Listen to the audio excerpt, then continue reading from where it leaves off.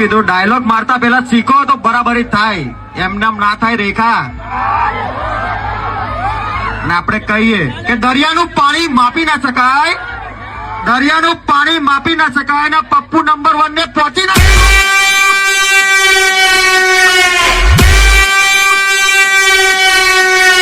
मेरे वीएसआर की पब्लिक ने આપણે કહીએ કે નજારો થોડો ક્લિપ બતાવીશું પણ લાજવાબ બતાવીશું એટલે આપણે કહીએ લાગશે વાર પણ આવશે મજા.